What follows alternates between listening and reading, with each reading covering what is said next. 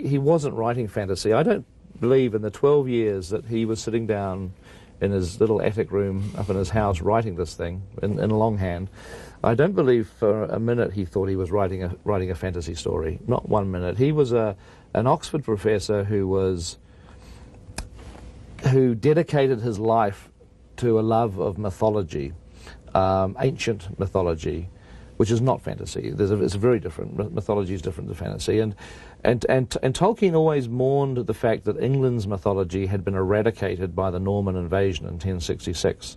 The mythology is based on oral stories that are passed down from generation to generation before the printing presses. And, you know, the Greek mythologies of the Trojan horse and Achilles and things, they survived through the years. The great Norse sagas survived through the years.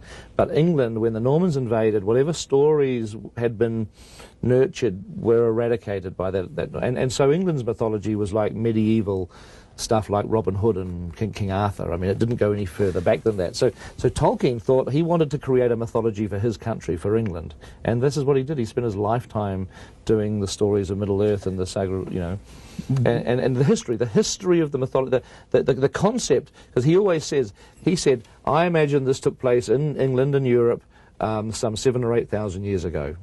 And so we thought, okay, so what we'll do with the movie is we will pretend that this is history, just as if we were making an ancient Roman film or making Braveheart, you know, about Sir William Wallace, you know that we'll pretend that these guys existed. It's history. It was real.